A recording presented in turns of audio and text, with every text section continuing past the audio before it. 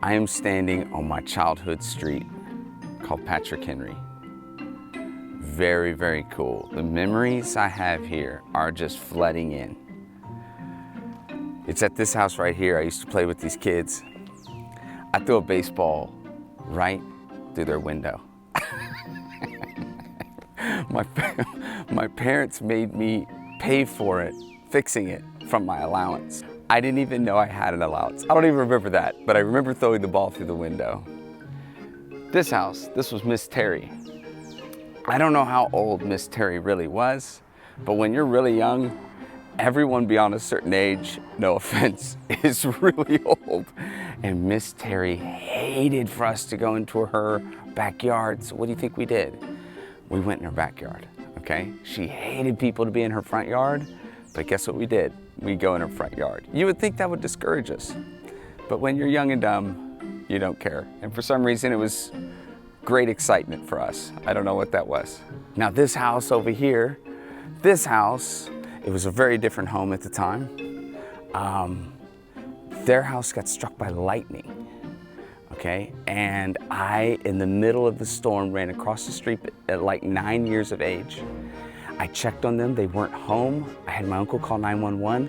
I got on the cover of the Bel Air newspaper for saving their house from burning down.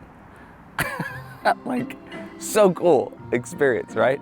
I have so many memories, and it's so strange standing here because the only thing that exists from my childhood home is the faded paint of my address and that tree. That's it. That's it. That's all that's left. That and that. You know, it's so interesting.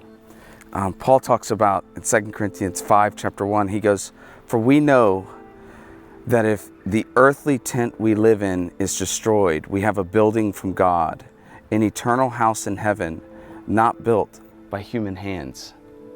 My home is a physical representation of what he's talking about.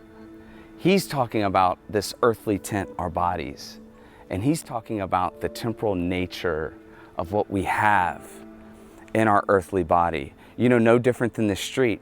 All I have is a ton of memories, but when I look at everything, none of the people that I referenced are here anymore. None of the people that I can remember, they've either moved away or they've passed away. None of their homes are the same. Even the ones that are eerily similar have all been renovated to a very different degree. My home that I grew up in has been demolished. And Paul is trying to remind people that in the same way, your earthly bodies are temporary.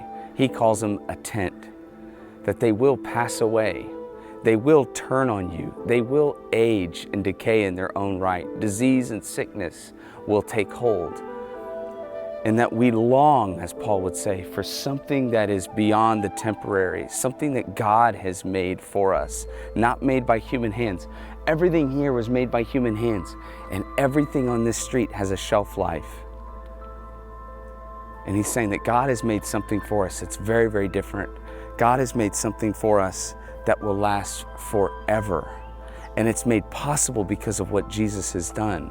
By Jesus dying on the cross and defeating sin, death, and Satan, which are the three elements that destroy this earthly tent.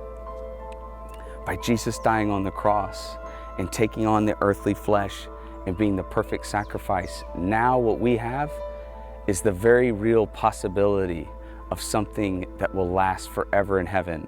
A new heavens, a new earth, a perfect body, a perfect life, a perfect mind, a perfect heart, and something that's now been made for all of eternity to be shared with Jesus in all of his glory and all of his splendor.